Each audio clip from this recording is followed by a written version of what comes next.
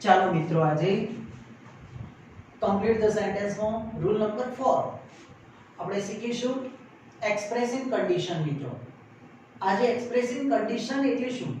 Condition એટલે શરત। Condition નો મતલબ થાય છે શરત। શરત કોઈ કામ જો તું આમ કરીશ તો તું આમ મેળવીશ, જો તું આ રીતે ચાલીશ તો તું સમયસર પહોંચીશ। તો કોઈ પણ કામ શરત બતાવવામાં આવે, જો તું મારું કહ્યું માનીશ ને તો તું ખૂબ સફળ થઈશ। આ એક શરત કહેવાય મિત્રો, બરાબર। અને જો તું સખત મહેનત કરીશ તો સારા પરિણામ મેળવીશ। આ જે ટોપિક છે ને, મારે તમને એક્સપ્રેસિવ કન્ડિશનમાં ઇફ એટલે જો અને તો। ઇફ નો મતલબ શું થાય છે? જો અને તો। અને અનલેસ નો મતલબ થાય છે જો નહીં તો। ઇફ નો મતલબ થાય છે જો અને તો, અને અનલેસ નો મતલબ થાય છે જો નહીં તો। આપણે બંનેને જોઈશું। જુઓ, સમજો, સરસ સૂચક ક્રિયા વિશેષણ રૂપ સંયોજક કહેવાય આને। અને પહેલી રચના ઇફ ની જોઈએ આપણે।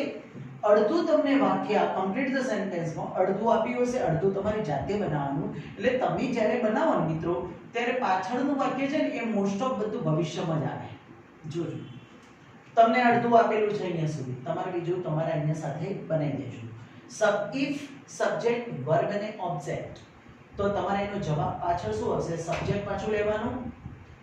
અહીંયા યુ હોય તો યુ જ આવશે બને ત્યાં સુધી, પણ કોઈક વાર આઈ પણ આવી શકે। જોઈએ આપણે વિલ અને સેલ, અને એમાં તમારે સેલ નો ઉપયોગ નહીં કરો તો પણ ચાલશે। વિલ જ વર્બ અને ઓબ્જેક્ટ, બરાબર। ક્યારેક તમારે કેન નો ઉપયોગ પણ થાય છે મિત્રો। હું તમને ક્યારે થાય છે હું તમને એક બે વાક્ય ઉમેરીશ, તમને શીખવાડીશ। તો આ બંને વાક્ય જુઓ। ઇફ યુ વર્ક હાર્ડ, જો તું સખત મહેનત કરીશ તો you will gate good marks, આવે ને મિત્રો? ઇફ યુ વર્ક હાર્ડ એટલે જો તું સખત મહેનત કરીશ તો you will gate good marks, તો સારા ગુણ મેળવીશ। એ જ વાક્યને આપણે નેગેટિવમાં લેવું છે। તું નહીં મહેનત કરે તો, હા, આપણે એવું કે ઇફ ની જગ્યાએ અનલેસ મૂકવું હોય તો શું કહે? અનલેસ યુ વર્ક હાર્ડ, જો તું સખત મહેનત નહીં કરે તો you will not get good marks, તો સારા ગુણ મેળવી નહીં શકે। અથવા તો you will fail in the exam. હવે આની અંદર એવું બી લખવું હોય તો લખાય you will fail in the exam, જો તું સખત મહેનત નહીં કરે તો પરીક્ષામાં નાપાસ થઈશ। આ રીતે પણ બની જાય આખું અનલેસ એટલે જો નહીં તો। હવે એવું જ વાક્ય આપણે મિત્રો બધાનું ટ્રાન્સલેશન લખવાની જરૂર નથી। ઇફ યુ રન ફાસ્ટ, વાક્ય રન એટલે દોડવું, જો તું ઝડપથી દોડીશ તો શું થાય? તમને શું એનો ઝડપથી દોડીશ તો યુ, સામાન્ય રીતે આપણે આવું વાક્ય બને છે યુ વિલ કેચ ધ બસ, તું બસ પકડી શકીશ। પણ ઇફ યુ ઇન્વાઇટ મી, જો સોરી આ વાક્યને અનલેસ માં બનાવવું તો બનાવો મિત્રો। અનલેસ યુ રન ફાસ્ટ કર્યું હોય તો, અનલેસ એટલે શું? અનલેસ એટલે નહીં તો, જો તું ઝડપથી દોડીશ નહીં તો, બરાબર। એટલે અહીંયા તમારે વાક્ય જો તું ઝડપથી નહીં દોડે તો you will not catch the bus, અથવા you will miss the bus, ખાલી મિસ મૂકવાનું, ચૂકી જવું। જો તું ઝડપથી નહીં દોડે, અનલેસ મૂકીએ ને તો અહીંયા કેચ ની જગ્યાએ તમારે મિસ મૂકી દો તો પણ વાક્ય સાચું છે। તમારે કમ્પ્લીટ ધ સેન્ટેન્સમાં આ પૂછાશે અને લેંગ્વેજ ફંક્શનમાં પણ આવી છે।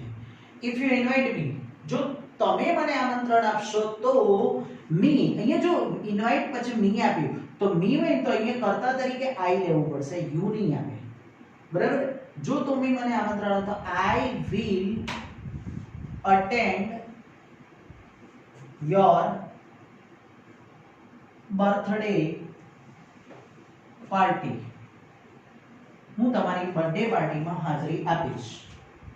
ઇફ યુ પ્લે વેલ, જો તું સારું રમીશ તો ઇફ યુ પ્લે વેલ, આવું જ વાક્ય, જો તું સારું રમીશ તો you will get the prize, શું આવશે? પ્રાઇઝ નહીં, સોરી, પ્રાઇઝ, તું ઇનામ મેળવીશ। You will get the prize, જો તું સારું રમીશ તો, કાં તો તમને you will be selected in the team, તમને ટીમમાં સામેલ કરવામાં આવશે, રાઈટ? આ પ્રમાણે પણ તમે લખો you will get the prize. if you come with me, જો તું મારી સાથે આવીશ તો, મારી સાથે આવીશ તો, you will, આટલું તો બનાવી દો, તું મારી સાથે આવીશ ને તો તને શું, you will,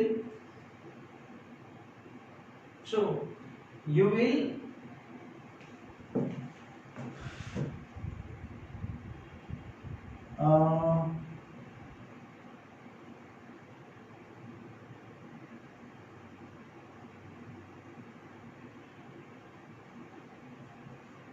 meet the CM. તમારે લખવું હોય તો લખાય, તમે CM ને મળી શકશો, જો તમે મારી સાથે આવશો તો તમે CM ને મળી શકશો. આ પ્રમાણેની વાક્ય રચના બનતી હોય છે. મેં તમને can નો ઉપયોગ ક્યારે થાય જો વાંચો, જેમ કે if you have money, જો તારી પાસે have નો ઉપયોગ કર્યો છે, you can buy a car. મિત્રો આ રીતની તમારા વાક્ય રચના કન્ડિશન કેવા વાક્ય છે, કન્ડિશન. હવે આપણે સેમ ટોપિક આની અંદર જ લઈશું, રૂલ નંબર 5 લઈશું, કન્ડિશન ઇન પાસ્ટ લઈશું મિત્રો. Condition in past. પાસ્ટમાં તમારે બીજું કઈ નહીં, ઇફ નો જ ઉપયોગ થશે.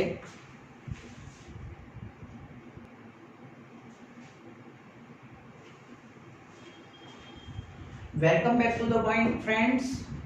આજે આપણે જે એક્સપ્રેસિંગ કન્ડિશન જે શીખ્યા એના પછી તરત જ આ ટોપિક શીખવો પડતો હોય છે, એક્સપ્રેસિંગ કન્ડિશન ઇન પાસ્ટ. જે કોઈ પણ ટોપિક આજે એ તરતના તરત જ જોડે આપણે શીખવાનું છે મિત્રો. એટલે જો આ કઈ રીતનો ટોપિક શીખાય છે કન્ડિશન અને કન્ડિશન ઇન પાસ્ટમાં, શું ડિફરન્સ છે આપણે જોઈએ. બરાબર, જોઈએ આપણે ઇફ એટલે જો અને તો. પહેલામાં ઇફ અને અનલેસ બંને આવતું હતું, બરાબર. આમાં ફક્ત ને ફક્ત ઇફ જ આવશે, આવે ખરું અનલેસ, પણ આનો ઉપયોગ મેં આજ સુધી જોયો નથી મિત્રો, અને થશે પણ નહીં. તો આપણે રચના જોઈએ. If subject had V3 object. અહીંયા તમને હેડ નો ઉપયોગ થયો મિત્રો, અને હેડ આવે ને એટલે અહીંયા V3 જ આવે. જોજો હેડ પછી હંમેશા ક્રિયાપદનું 3 જોવું, બરાબર. એને પાસ્ટ પાર્ટિસિપલ પણ કહેવાય. તો તમારે if subject had V3 plus object, તો તમારે એનું વાક્ય કમ્પ્લીટ કરવાનું હશે તો સબ્જેક્ટ પાછો મૂકવાનું, યુ હોય તો યુ મૂકજો. કુડ અથવા વુડ હેવ V3 ઓબ્જેક્ટ. હવે કેટલાકમાં કુડ આવે, કેટલાકમાં વુડ આવે. જ્યારે કોઈ પસંદગી કરવાની હોય ને ત્યારે વુડ નો ઉપયોગ કરવાનો, પણ જ્યારે પસંદગી નહીં કરવાની હોય અને ખાલી કોઈ આપણી કાર્યક્ષમતા બતાવવાની હોય ત્યારે મિત્રો એની અંદર કુડ નો ઉપયોગ થતો હોય છે. પસંદગી માટે વુડ, અને કોઈ કાર્યની ભૂતકાળમાં કોઈ કાર્ય કરી શક્યા, બરાબર, ભૂતકાળમાં કોઈ કાર્ય કરી શક્યા હોત એવું બતાવવા માટે આપણે કુડનો ઉપયોગ કરવાનો છે. અને કુડ અથવા વુડ કેન આવે નહીં, કારણ કે અહીંયા આગળ હેડ આવી ગયું છે, એટલે અહીંયા ભૂતકાળ છે જ, એટલે કેન કે વિલ આવશે નહીં મિત્રો. એટલે કુડ અને વુડ અને પાછું હેવ અને V3 અને ઓબ્જેક્ટ. યાદ રાખજો, બહુ ઝડપથી મિત્રો આપણે શીખી રહ્યા છીએ. આપણે આટલું 1 કલાકની અંદર મિનિમમ 5 ટોપિક તમે શીખી લો છો, બરાબર. તો સબ્જેક્ટ કુડ અથવા વુડ હેવ અને V3 અને ઓબ્જેક્ટ આટલું યાદ રાખજો મિત્રો. તો જો એક્સપ્રેસિંગ, જો if you had work hard, આપણે આગળના જ વાક્યો લઈશું એટલે તમને બહુ જલ્દી ખબર પડે. આગળ તમે એક્સપ્રેસિંગ કન્ડિશનમાં શું લખતા હતા ખબર? If you work hard. વર્કની પાછળ ઈડી પણ લગાવતા નતા. વર્ક મૂળ રૂપ સાદું વર્તમાનકાળ કહેવાય. જો તું મહેનત કરીશ ને તો યુ વિલ ગેટ, એવું આપણે બનાવતા હતા, બરાબર. Good marks. જો તું, પણ અહીંયા તે જો તે સખત મહેનત કરી હોત તો, જો તે સખત મહેનત કરી હોત તો અહીંયા હેડ વર્ક આપ્યું તો you could have pass ની પાછળ ed લાગે, the HSC exam. જો મહેનત કરી હોત તો HSC ની પરીક્ષા પાસ કરી લીધી હોત. You could have passed the HSC exam. મિત્રો હેડ આવે આગળ એટલે અહીંયા કુડ મૂકી જ દેજો. કદાચ તમને ખબર ના પડે કે સર આ બંનેમાં ડિફરન્સ મને લાગે સર મને કન્ફ્યુઝન છે, એકલું કુડ મૂકશો તો કોઈ ખોટું નહીં આપે, કારણ કે વાક્ય રચના સાચી છે. You could have passed the HSC exam. તું પરીક્ષા HSC ની પરીક્ષા પાસ કરી શક્યો હોત. આપણે બીજું એને બીજી રીતે if ની જગ્યાએ આવું પણ આવે, had you work hard, આવું તમને આપેલું હોય તો તમે એમ વિચાર સાહેબ આની અંદર તો if આપ્યું જ નથી એટલે એવું નહીં વિચારવાનું. if નહીં હોય કે ના હોય, had you work hard, જો તે સખત મહેનત કરી હોત તો you could have passed the HSC exam, તો પણ સેમ જ નિયમ આવે. if you બીજું વાક્ય બને if you had run fast, run નું ત્રીજું રૂપ રન ran run જ આવે. જો તું ઝડપથી દોડ્યો હોત તો if you had run fast you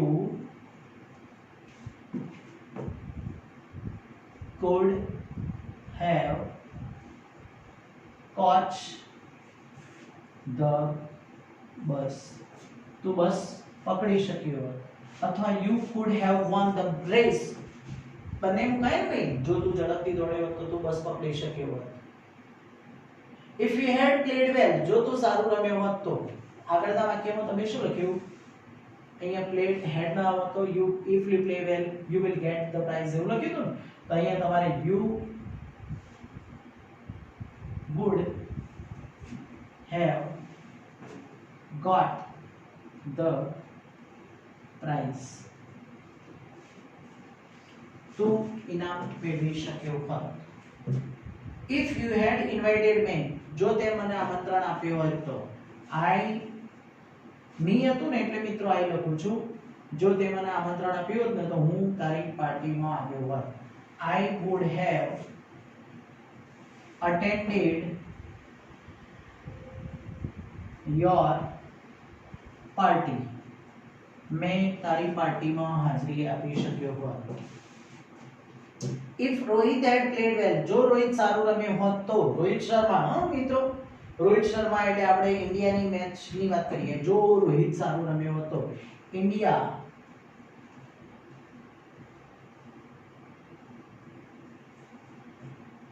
could કે would ગમે તે મૂકી દો, could have won the match, Bharat match જીતી શક્યું હોત. અથવા had you passed the B.Ed exam, તમે જો B.Ed ની પરીક્ષા પાસ કરી લીધી હોત તો you could have